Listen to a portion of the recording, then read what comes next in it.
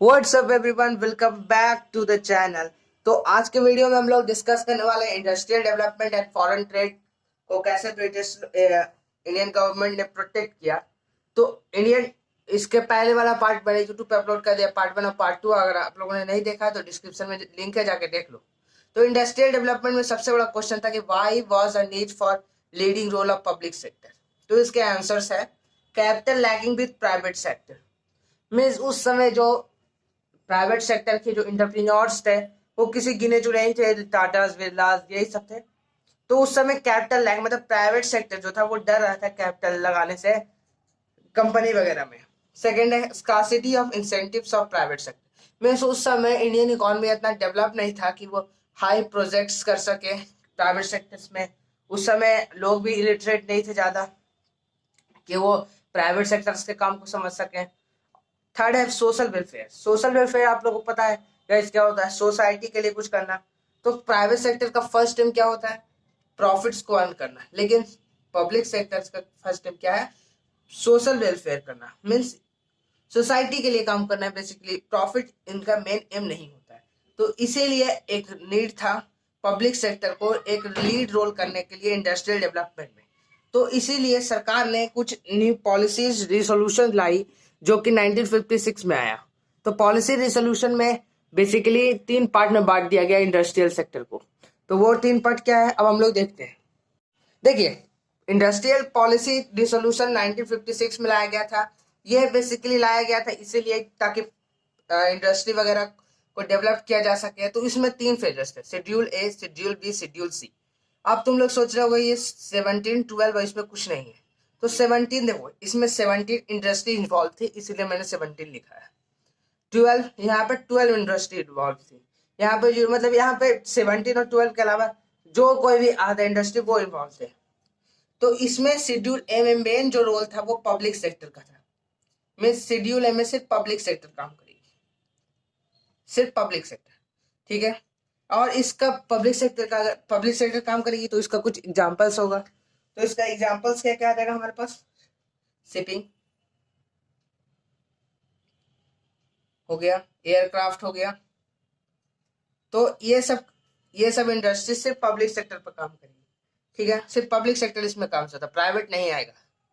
तो ये शेड्यूल ए में था। शेड्यूल बी में क्या था कि लीड रोल जो मेन रोल होता है वो पब्लिक सेक्टर का था। जो मेन रोल था वो पब्लिक सेक्टर का था, मेन रोल था पब्लिक सेक्टर का, ठीक है, मेन रोल। और प्राइवेट सेक्टर का था तो वो छोटे मोटे रोल था। तो प्राइवेट सेक्टर तो इसमें ज्यादा कुछ था नहीं आगे। तो इसका एग्जाम्पल हो सकता है हमारा फर्टिलाइजर, माइनिंग वगैरह हो जाएगा इसका एग्जाम्पल। इसमें private public sector main role रहता था लेकिन प्राइवेट सेक्टर को भी कुछ दिया गया था।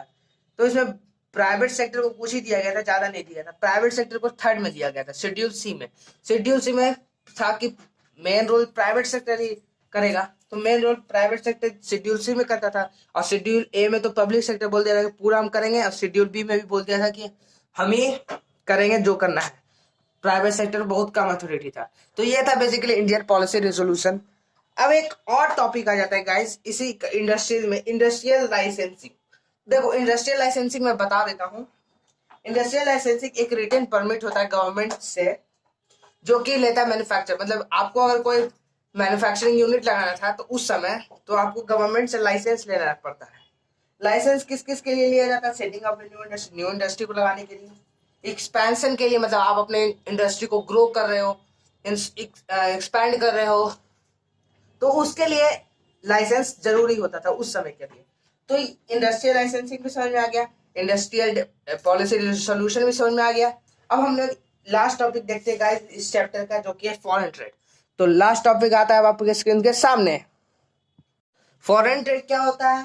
Foreign trade includes all exports and import to and from India. India का बात करें इसीलिए। तो फॉर डोमेस्टिक प्रोड्यूसर को प्रोटेक्ट करने के लिए एक लाया गया ट्रेड पॉलिसी जिसे हम लोग कहते हैं इंपोर्ट सब्स्टिट्यूशन। इसे हम लोग ट्रेड पॉलिसी भी कहते हैं, याद रखिएगा, क्वेश्चन में पूछ सकता है। तो इंपोर्ट सब्स्टिट्यूशन क्या था? Refers to replacement of import by domestic production.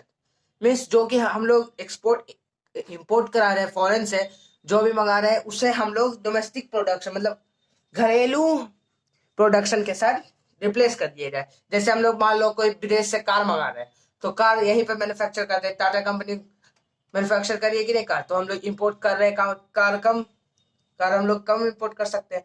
तो रिप्लेसमेंट ऑफ इंपोर्ट हम लोग को रिप्लेसमेंट हुआ कि नहीं by domestic production, Tata company India की है।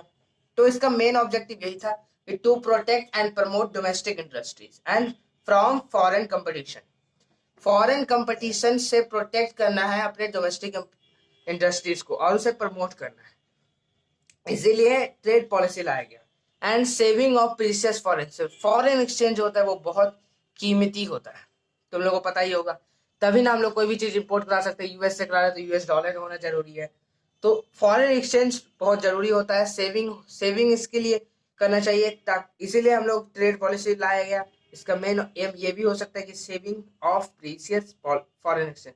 तो अब एक बड़ा सवाल आता है कि प्रोटेक्ट हम लोग करें कैसे, डोमेस्टिक प्रोड्यूसर्स को प्रोटेक्ट कैसे करें, तो यही हम लोग का नेक्स्ट टॉपिक आ जाता है। इस प्रोटेक्ट हम लोगों ने कैसे किया था उस समय, तो देखो सरकार ने उस समय दो चीज लाया था, टैरिफ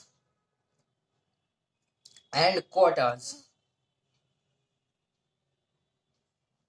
टैरिफ एंड क्वार्टर्स उस समय सरकार ने लाया गया था प्रोटेक्ट करने के लिए डोमेस्टिक प्रोड्यूसर्स को। तो टैरिफ क्या होता है, टैरिफ कुछ नहीं होता है बेसिकली, हम लोग इसका मेन एम जो था वो हैवी ड्यूटी, जैसे मान लो हम लोग कोई कार लाए इंपोर्ट कराया फॉरेन से, तो उस पर इतना टैक्स लगाओ कि आदमी लोग खरीदे ही नहीं इसे, मतलब इसमें high heavy duty import tax होता है, heavy duty of import goods पे टैक्स होता है, जो भी हम लोग बहुत बेसिकली टैक्स 50% 30 जितना गाड़ी उतना का टैक्स दो, जैसे मान लो गाड़ी 20 लाख का है तो 20 लाख का टैक्स दो, मतलब 40 लाख हो गया उसका दाम, तो उससे इंडियन प्रोड्यूसर्स को फायदा हो रहा था कि उनकी 20 लाख की गाड़ी 20 लाख में बिकेगी इंडिया में, लेकिन जो इंपोर्ट करा रहे हैं उसे 40 लाख हो गया, तो ऐसे में कोई गाड़ी खरीदने वाला नहीं, मतलब गाड़ी, ये तो बस एग्जांपल्स था टैरिफ का। क्वार्टर्स क्या होता है, क्वार्टर्स जो होता है वो लिमिट फिक्स कर दिया जाता है, जैसे हमको फॉरेन से गाड़ी मंगाना है तो आप 50 गाड़ी नहीं मंगा सकते, आप एक ही गाड़ी मंगा सकते हैं, तो एक लिमिट फिक्स कर दिया गया गवर्नमेंट के द्वारा, ताकि वो प्रोटेक्ट कर सके डोमेस्टिक फार्मर्स को। तो ये था हमारा टॉपिक का इस चैप्टर का लास्ट टॉपिक। अब एक कंक्लूजन आता है गाइस, जो कि एग्जाम में कभी कभी पूछ देता है कि कंक्लूजन क्या हुआ agriculture sector, industrial sector and foreign trade sector का, तो हम लोग कंक्लूजन देखते हैं। कंक्लूजन आता है हमारे पास गाइस कि हम लोग सेल्फ सफिशिएंट हो गए प्रोडक्शन के लिए, सेल्फ सफिशिएंट मतलब आत्मनिर्भर भारत, याद रखना सेल्फ सफिशिएंट का दूसरा नाम। एग्रीकल्चर सेक्टर में हम लोग प्रोग्रेस कर गए, जमींदारी सिस्टम जो था वो लैंड रिफॉर्म से हट गया, तो ये भी प्रोग्रेस हो गया। इंडस्ट्रियल सेक्टर में थोड़ा बड़ा ग्रोथ देखने को मिला, क्योंकि प्राइवेट सेक्टर्स को थोड़ा आगे आने का मौका मिला, लेकिन ट्रेड सेक्टर में हम लोग फेल कर गए।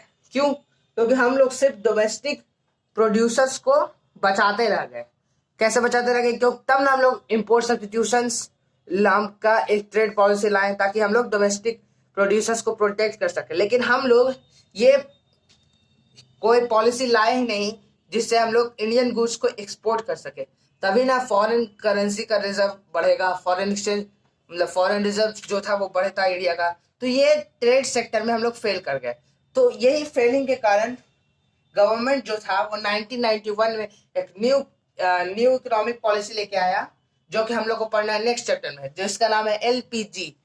एलपीजी का full form liquefied petroleum gas, क्या नहीं, लिबरलाइजेशन, प्राइवेटाइजेशन एंड ग्लोबलाइजेशन। तो मिलते हैं नेक्स्ट चैप्टर में, तब तक के लिए stay tune with C classes.